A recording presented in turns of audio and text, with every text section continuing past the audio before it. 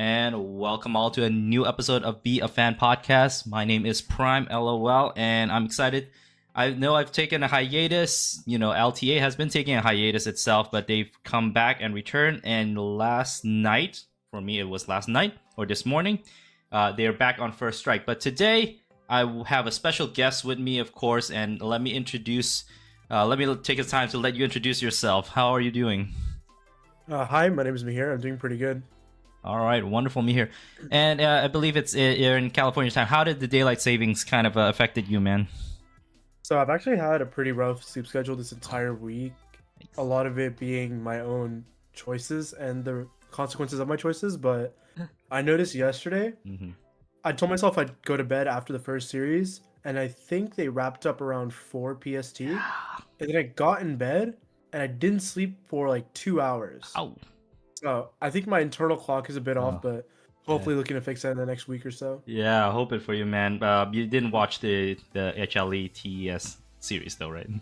No, I just watched the highlights this morning, but I didn't watch the series live. Yeah, okay. Do yourself a good favor. Don't stay up as much. Hopefully that will fix itself, but I'm excited to have you here. I've watched some of the works that you've made this year, and I really enjoyed them, and I was like, hey, I like to know the person doing the interview. So you are this time a bit of a role reversal. You're being interviewed and getting to find out a little more about you, what your hopes are with the work that you're doing. So let's start all the way back into where everything started for you. How did you get into League of Legends itself?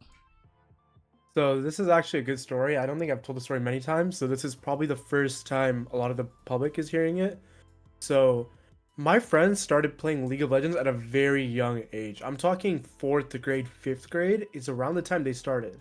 Wow. Which is way younger than like 90% of people. Yes. What are you in like 4th grade? Like 10, I think? You're about 10, like, 11. Yeah. So they were starting. Now, in hindsight, no 10 or 11-year-old should be playing that game. Mainly because you're under the required age, but still, it's like, we'll get past that. So I never really downloaded the game because I was kind of stubborn. I enjoyed what I enjoyed, and I never really bothered playing it until one day in middle school. The only way I could play a game with my friends is if I downloaded League. So I think it was 7th grade. I got League, and I just instantly got hooked. I just couldn't stop playing. So yeah, that's how I started playing League. Wow, what season was that when you first started? It was like roughly season 6. Okay. So it was like the season before season 7. You got to see a lot of the changes even still then, a lot of champs that we didn't have back then. So you stayed. It stuck with you, like you said. Yeah. No 11-year-old should be in touch. But hey, it got you in, it got you hooked. And all right, so how did you did you do the climb, grind? What was your journey like? So for the first few seasons, I was actually very hard stuck, and I wasn't very high elo. I think the first few years, if you look at my OPGG, it's like bronze, silver, gold. And I actually climbed the most in 2023 because I had a lot of free time one summer, and I would just play a disgusting amount. I'm talking like upwards of 15 hours a day. And then I peaked Masters, and then I'm like, wait, I don't actually care about playing ranked, because I don't know if you feel this way or if anyone watching us feel this way, but I feel really guilty if I play too much League because I feel like I should be doing something better. Yeah. But I still love the game. So for me, I grinded the most in 2023, but outside of that, I've never really been a grinder. Oh man. Of the game. Well, that's awesome because this game, I had that moment. I was like, why am I spending so much time on this? And it consumed too much of my mental health in a way. I'm still hard stuck, low elo. I'm never gonna get past that. Well, I'm trying right now. So you had that wake up moment, but that didn't stop you. So you're still having fun, I'm hearing. Yeah. So for me, I think League has always been so much more than a game in the sense that obviously I enjoy playing the game itself, but I use it as a way to socialize with my friends because for the longest time before I moved to LA, a lot of my friends being more West Coast, I couldn't really spend time with them unless I was playing the game or if I were to go visit them during a break, for example. So for me, I still enjoy what the game has to offer, and I still enjoy playing ranked. It's just I feel like other avenues are more fulfilling. Right. But yes, I do very much still enjoy the game. Man, that's a rarity because I don't know if you heard, the journey from, was it Ludwig? It's hilarious. I haven't kept up with him too much, so I'm not too familiar. So there's a podcast that I came across this week by Broken by Concept, which is a really awesome one to help people climb. And they did a case study on Ludwig and his climb. His started last year. Ludwig is a fantastic content creator, and he just really captured the mindset of many people who are in the low elo or people who are trying to play this game. And he lost it, man. He lost his mind. But it's good to see that you are enjoying it. And at some point, though, your life, it goes beyond just playing. Walk me through what led you to taking that step from just being a player to getting involved in esports. So I am the type of person, I have grown up with sports for the longest time. So growing up in Texas, football, for example, is literally synonymous with culture. Yeah. Like in high school, and depending on what college you went to, I went to a college that didn't really have a football team, but some of the colleges, like UT Austin was just in the college playoff finals. So for me, sports has always been a big part of culture for me. And playing this game I enjoyed so much, I was able to see the pro scene and I'm like, whoa, this is so cool. I made a lot of friends by chance. And then eventually I started getting random opportunities such as interning at an org and then also being able to edit freelance. So I've edited for a couple pro players, a couple of content creators, and right now I do edit as well as obviously the content you do see. Gotcha. Wow. So your work must have stuck out. Who was the first pro that you've worked with? So the first pro I actually worked with beyond a one-off video was Busio. I started, it was 2022. So before the start of 2023 season, they were bootcamping in Korea, and I basically made him a bunch of TikToks on his TikTok, and a lot of them did really well. We even did, stream clips. I think we did like a solo queue support tier list.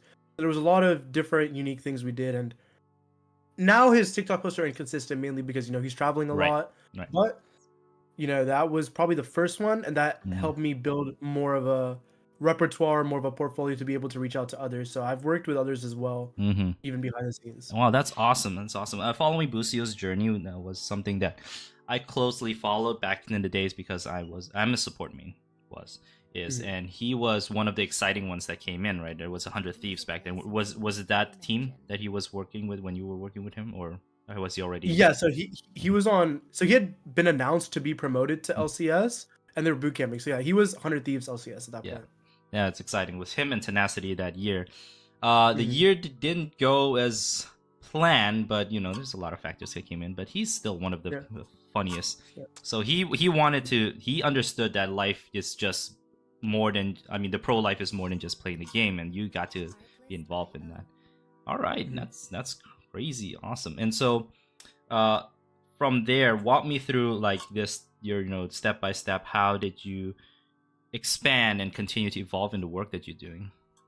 So it's actually very funny. If you're talking to specifically the content I make, I moved here last year in January of 2024, and I had no intention of doing any content. I just wanted to work more behind the camera in the sense that I wanted to pick up more editing clients. I wanted to dip my toes more in the kind of videography / creative direction field. Yeah. And I also really enjoyed going to LCS. So then I heard from a friend who had press clearance. He's like, yeah, dude, I go to the games for free.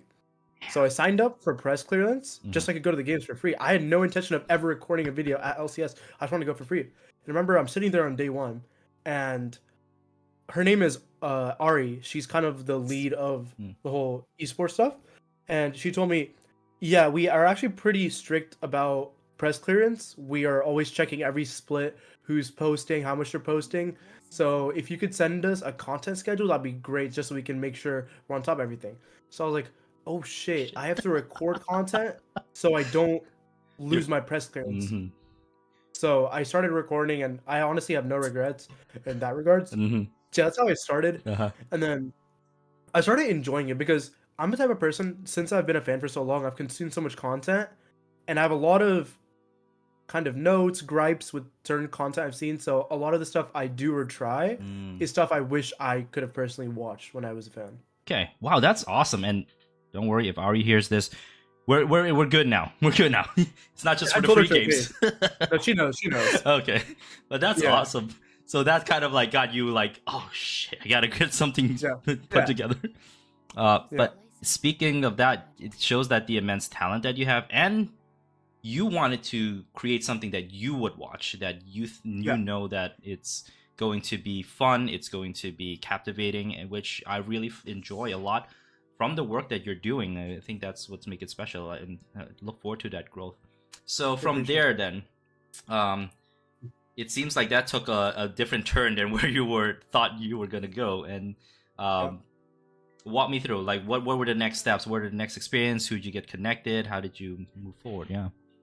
So we started making interview content, and a lot of it was experimental. So a lot of the stuff there's so many things behind the scenes in terms of notes. My cameraman is actually my roommate as well. Okay. So between us, we've done a lot of discussion, debating what we think is best. So the next step was kind of, because I believe the key to content is consistency. Even if on a quality scale your work is a B plus in terms of quality, if you're consistently posting B plus content, that's way better than A plus content that's inconsistent. So for me, it's all about consistency, and we developed that because we were posting 3 to 4 times a week. We were every day at LCS. Sometimes in the press room, we're the only ones there, other than obviously the staff. So for me, going forward and I guess transitioning, a lot of it was about consistency and also being open to feedback, because I posted a lot on Reddit, and Reddit can be a very harsh place. Yes. But also, I feel like if you're able to separate your emotion from it, you can actually gain a lot of valuable feedback, because when you're on Reddit and someone's calling your work trash, obviously it doesn't feel good. But sometimes there's a handful of people who will give you legitimate feedback that you probably wouldn't get from your friends, for example. Because your friends, for the most part, are going to support you no matter what. Right. On Reddit, like, I'm trying to think of feedback. I got one feedback like, oh, it would be nice if you could include after which game it is, just so if I'm watching this interview a couple weeks later, I know which game it's after. Something like that. Oh, yeah. Something like that. A couple other feedback I've had was related to the audio, what mics we were using. I had a couple feedbacks in regards to the content, like the questions themselves.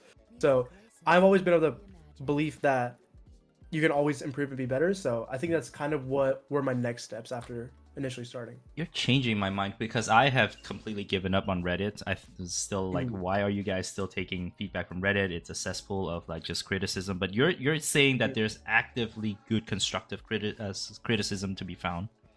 Yeah, no, I think Reddit, unironically, don't come after me, I think Reddit has some of the stupidest people on the face of the planet, but there's just so many people on there, and it's such a consistent base that if you post on Reddit and it does well, I think they call it hitting the front page, your videos will see a huge increase in views. Wow. I think when I had the highest amount of average views over a course of a couple weeks towards the end of Summer Split last year, all my videos were going front page on Reddit. And like 80% of the comments would be nice. And to me, it's like, obviously, as a creative, I understand when your work is so closely attached to you doing interviews with your face, and people criticize that, it feels very personal and personal attacks. But for me, it's just too big of an opportunity to pass up on. And right now, they're really cringe with their self-promo rules, so I'm trying to figure out how to game the system.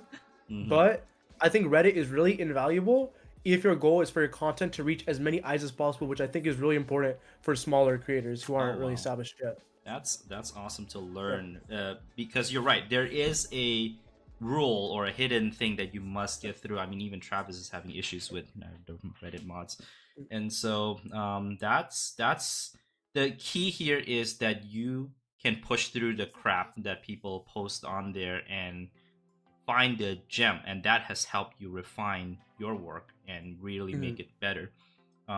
So that is how it evolved to today, as I'm hearing it. Has your content been focused on player story? Like, okay, tell me, maybe I brought in the question, what was your initial thought, and how did that evolve in terms of what you wanted your content to be? So before I started making content, I was friends with a couple of tier 1 players, and I would hear all the time how they talked about doing content, whether it was broadcast or independent, and I'm like, these guys don't enjoy doing press. They just don't enjoy it. Now they might be neutral about it, like, oh, I don't hate it, but none of them